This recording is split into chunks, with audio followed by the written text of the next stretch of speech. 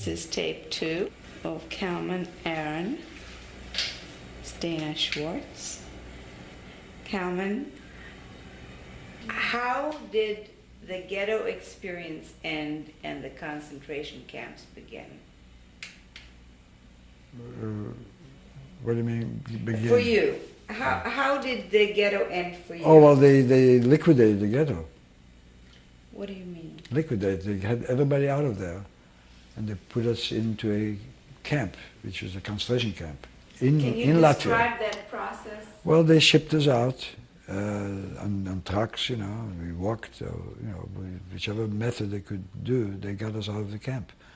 I mean, of the ghetto, into a camp which was called the Wald, what's it called? Kaiserwald, yeah.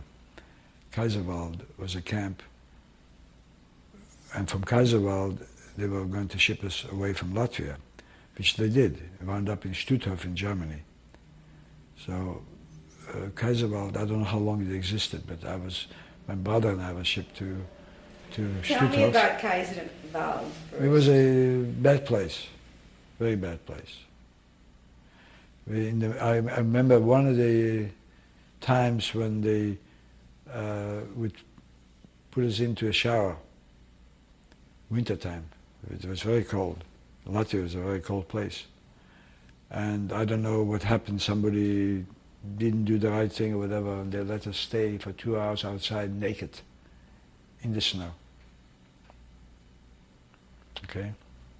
Now, that was one of the instances there. It was a bad place. And that was our first time we really felt how bad the Germans were. I mean, we knew they were bad, you know, but this was the first time we really saw what was happening there. And we didn't know what to expect. And finally we wound up in Stutthof, which is in Germany. They were shipping us all to Germany. A lot of us went to Germany. Let's stay with Kaiserwald a little longer. Tell me about your sleeping arrangements, about your eating arrangements. The sleeping arrangements were like in most places, you know. In a barrack with a bunk, with straw instead of a mattress, you know. And how many people in each bunk? Oh, no, sorry, wait a minute, let me go back now. Now from Kaiserwald before we went to Stutthof, we went to 2 other little camps. That's right. But the first one was First was Kaiserwald, yeah.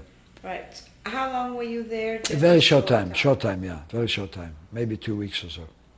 Can you describe the Kaiserwald conditions? I don't remember it too well because I wasn't long enough there, but it was sleeping in the barracks. We were not sleeping outside, I remember that. In Buchenwald, sometimes we used to sleep outside, and the stone was the pillow, you know. I described it in my picture in this watercolor that I have. And you can see that that's kind of that I did after Buchenwald. I did that watercolor. But in there were bunks. There were big, like in every concentration camp, we had a big barrack built for maybe 100 people or so, and with one on top of each other. And they were made wooden structures for beds, you know. And did each person have one bunk, or were there many people in a bunk? Well, there were rows of people, you know. There was not the bunk with people next to each other, you know.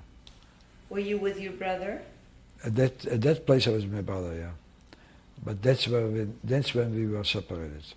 He was sent to Stutthof, and I was sent to a little place, camp outside of Latvia, outside of Riga. It's called Dundaga. D-U-N-D-A-G-A.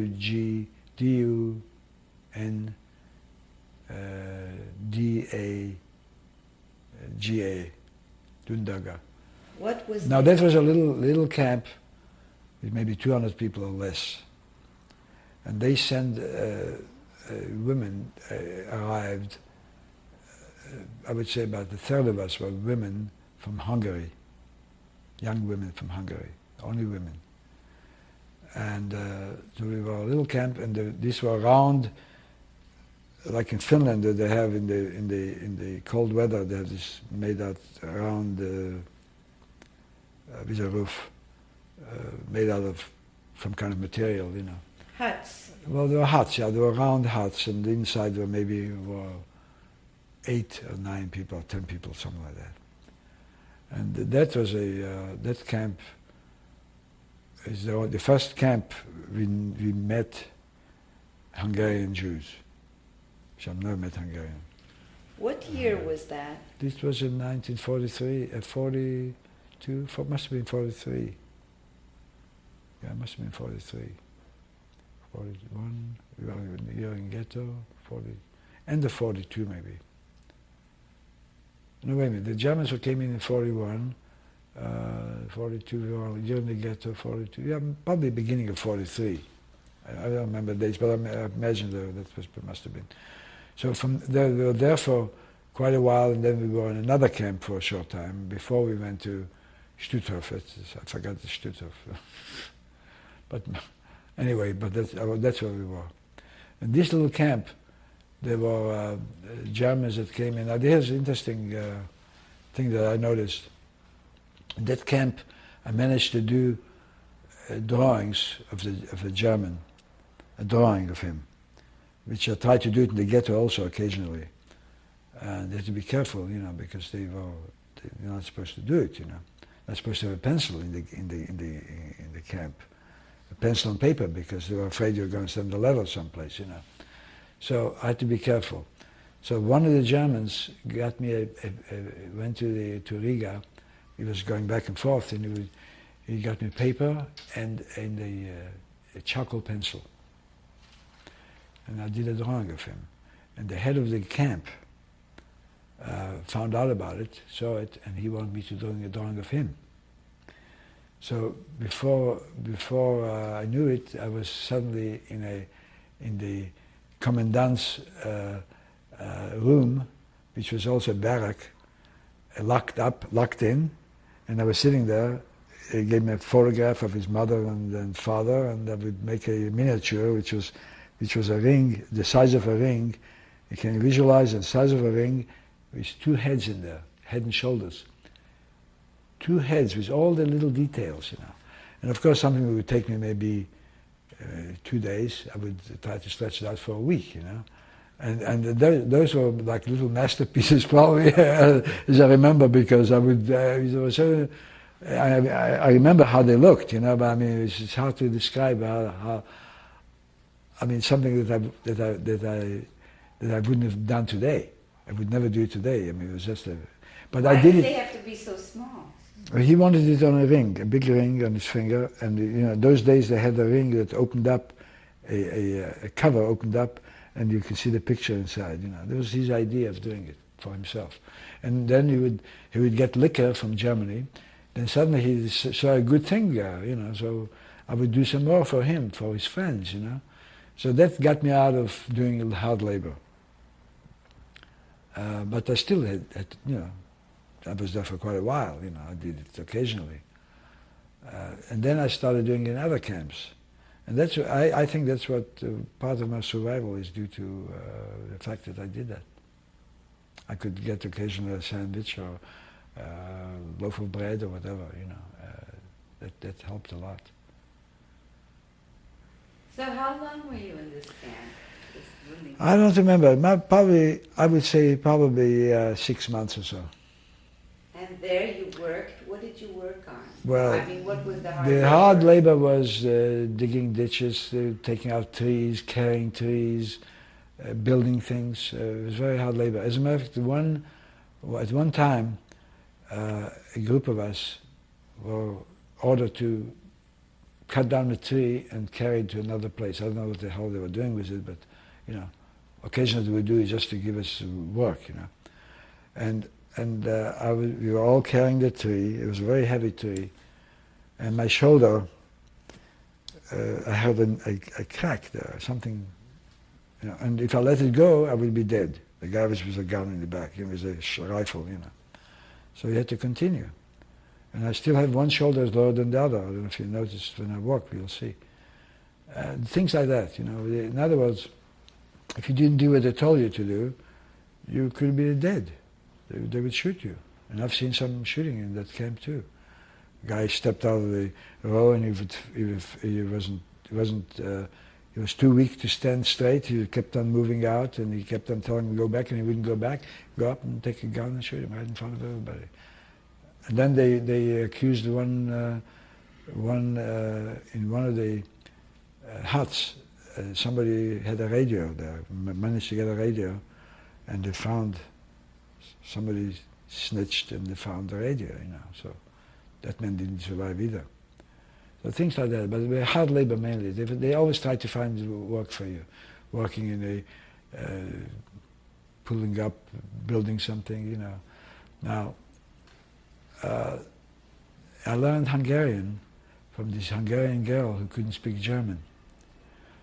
And I realized that I did not realize you could learn a language so fast when you need to learn a language, you know. So you were blushing. Were you in love with this girl? I was in love with this girl, of course. So she was a singer. After the war, I looked for her. I really looked for her hard, you know. She was a singing a student of a woman by the name Koradi. Koradi was a very big name in Hungary before the war. So and she had a beautiful voice, and she would sing for me, you know. We would hide behind the barrack where the guy on top of the outpost couldn't see us, you know, and she would sing with a low voice, and she had a beautiful voice. Anyway, there's a lot. Cora, her name was Corey Brown, Corey, C-O-R-E-I, Corey Brown. I looked for her after the war everywhere, you know. I'd ask every Hungarian. She was living 60 miles out of Budapest, which was called Hotvan. Hotvan means 60. And I learned Hungarian so fast. And still today, when I say something Hungarian to somebody, they think I'm Hungarian because I captured the accent, you know. And you know, I've forgotten a lot of it, of course. But I was managing to you know, 6 months. Anyway, she unfortunately, I couldn't save her. I tried to give her food. I was getting food from this guy, you know, from this head of the camp. I would go there, he would give me food, and I would bring it into the camp. It was where he was staying, the barrack was outside of the camp, it wasn't too far. And I would give her part of my food, and then I got a job for her to clean the barrack inside, so as I was managing to get her out of hard labor also, you know. And then in the end, when the camp was dissolved, we were all walking towards the other camp. And I was trying to get her close to me, and we would walk together, and they somehow pushed her away, and I never saw her again. Can you describe how she looked? Well, she was shaved, her head was shaved. So she was wearing a bandana, you know, to cover up her head, you know. She was a blonde girl. She was beautiful. To me, she was beautiful, yeah. But you couldn't save herself. And I think it's possible that she may have saved herself, but people told me there were a lot of people during the walk, a lot of people couldn't make it. They were too weak to walk, you know, the long distances we had to walk. And some people escaped, you know, and they caught them with dogs, you know, chasing after them. So there were some people were killed, didn't make it. And so that was my memory of that camp. Was that your first love affair? No, my first love affair was in Latvia, Riga. I was going to art school when I was, you know, when I was in art school during the Russian time, and before that, the girl that I knew was living on an island. So our windows in our house were overlooking the water, you know, and there was a little island there, and you know, so the island was going across the water. There was a boat that used to go, you know, many times a day back and forth. And I met this girl who was very, you know, very impressive, you know, is the word. I mean, beautiful in my eyes, you know. I don't know, she was blonde and blue-eyed, And I was blonde and blue-eyed myself, you know. But for some reason, that was my first girlfriend, you know. I didn't have any. I was busy drawing all this time, so finally I found this girlfriend. Now here's a girl who was very gifted as a designer, fashion designer, and she was taking courses at the academy where I went to. She was taking courses. She couldn't go. She had to work in the daytime, so she went at night. Drawing courses, you know, for designing. And this girl, we had the end of the semester. We had a ball, you know, in the school, and like a prom, you know. And I asked her to come with me, and she said she couldn't make it. You know, I was very hurt by that. And I tried to figure out why wouldn't she go with me? Well, this girl was so poor. She didn't have a father. Her mother was working. They had very little money, and she didn't have a dress. And guess what? She made a dress from a curtain in 2 days. And we went to the prom. And when the Germans came in, she wasn't there anymore. They took her away. That was it. Yeah. That was my first love. Name? Do you remember? Don't remember her name. Don't remember her name. It's my first love affair. And that's it. Don't remember her name. That's the worst part of it. I don't remember her name. Yep. So that's it. Where are we now? We were Back to the talking camp, about yeah. Corey Back to Brown. Corey Brown, yeah. And Corey was lost to you on the walk, on the march. Yeah. You were marching towards We were in Dundaga, and we were marching towards those. At that time was Popavalen. Popavalen was the place. Wait a minute. I'm sorry. Popavalen was the first place. Dundaga was the second place. I'm sorry, I got mixed up now. Popavalen was the first place. So you met Dundaga her. was the second place. Yeah. Where did you meet Corey? Then in Popavalen. In Popavalen, yeah. That was not Dundaga. Popavalen, yeah. So you were going to. Yeah, it's a long time. I can't remember the exact. But I remember the names of the places. I don't remember the first girl, the name. Cannot remember it. I knew it a long time ago. I just don't remember it. Interesting. Anyway, Corey. Well, this was much earlier. You see, this was. Corey was. I tried to find her all after the war until I went to the academy in Vienna. In Salzburg, I tried to find her. I was asking everybody, "Do you know about the name of a woman named Corey? Hot one." Did you ever ask the Red Cross? I didn't. That time I didn't ask anybody. I found my brother through the Red Cross later on, but at that time I didn't think of the Red Cross. Anyway. So you went to Dundaga now. Yeah, this is from Popavalen. Yeah, I'm sorry, I mixed up the Popavalen and Dundaga, but now I remember Popavalen was the first one. So you came to the second camp. Yeah. A very short time in the second camp. The second camp we were probably about also a couple of weeks or so.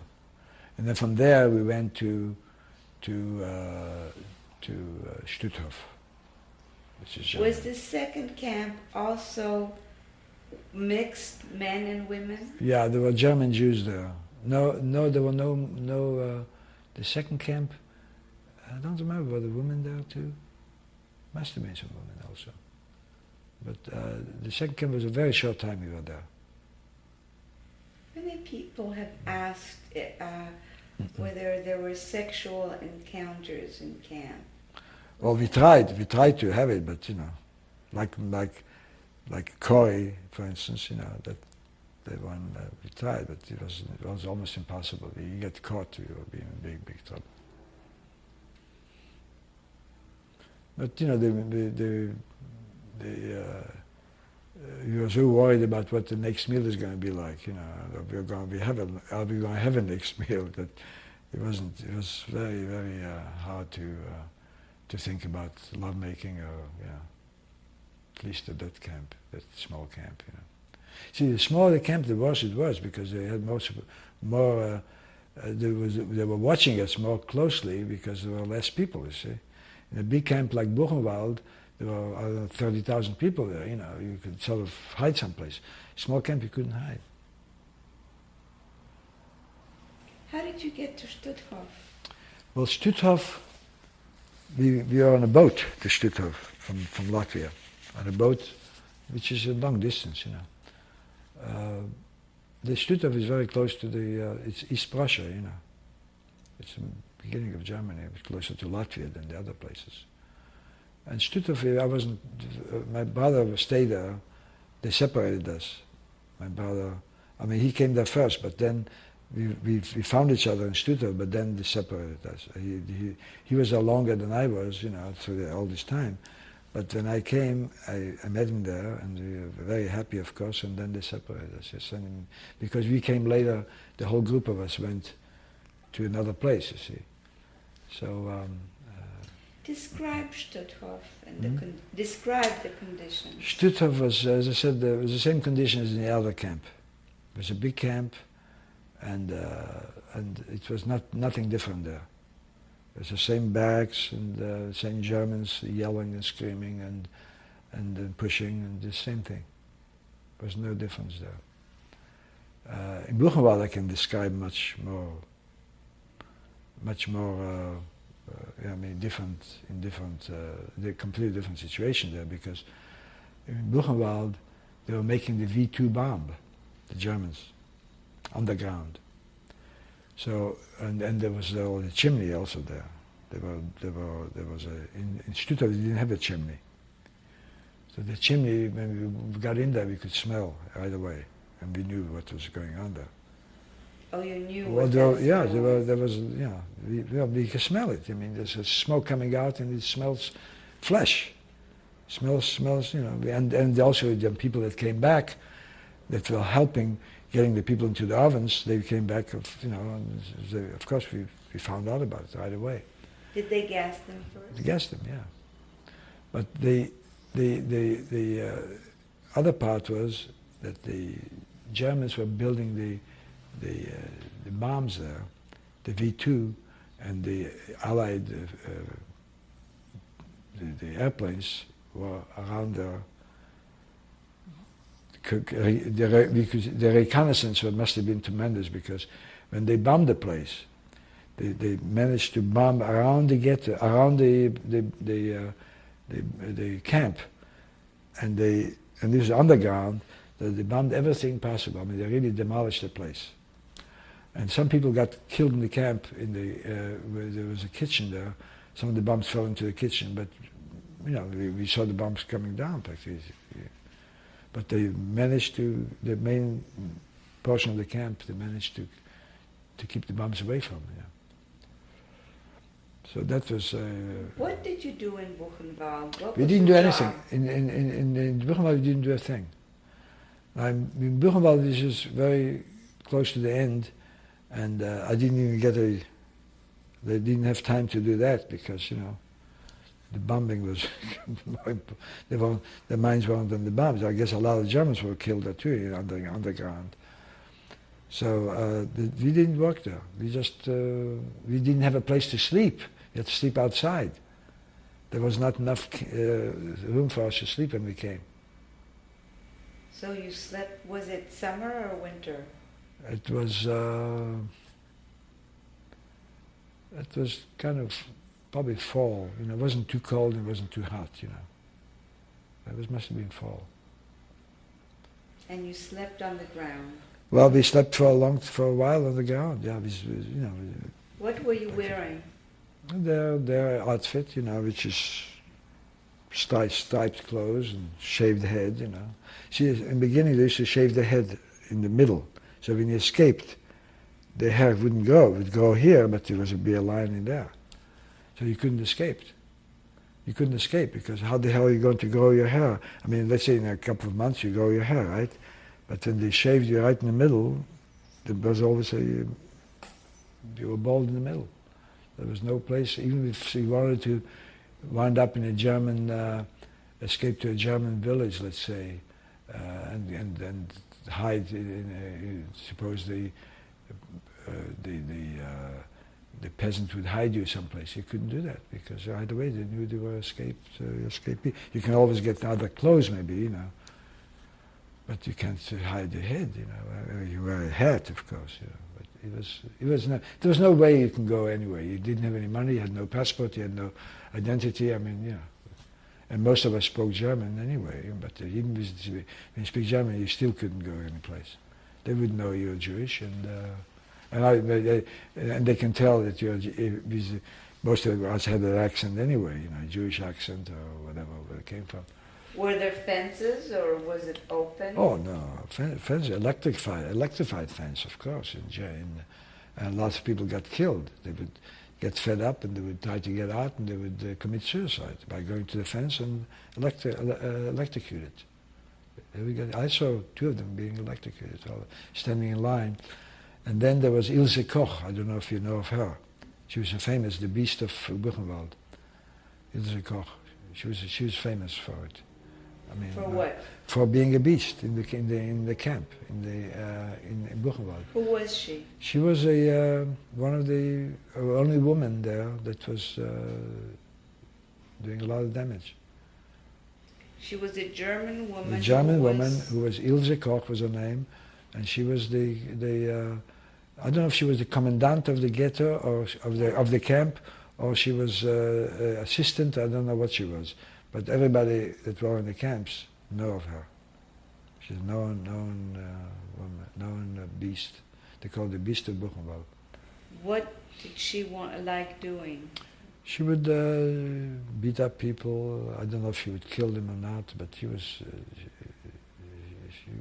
I only saw her once there. Describe her. She was a tall, kind of big woman, biggish woman. You know, to me she was big anyway, blonde. And I don't know, from a distance, of course, long distance. Yeah. Did she hold a whip or anything in her hand? I don't remember. She could have, probably. She probably did. I don't remember. I mean, I remember seeing her once. When I saw her, I didn't see her holding anything. But she would motion to one of the guards up in the guardhouse to whatever she was saying, you know, pointing fingers and so on, and she was doing something there, I don't know. And we still had to stand in line, you know, huddling. But Ilse Koch, everybody knows of her. Everybody was in the camps, in that area. So, I mean, we didn't do any work there. Now, and then from there we went to Reimsdorf. Reimsdorf is a place near Leipzig. So you were not with your brother? No. My brother didn't know where my brother was. He was in Stutthof. And he was liberated in Stutthof after the war. The Russians liberated him.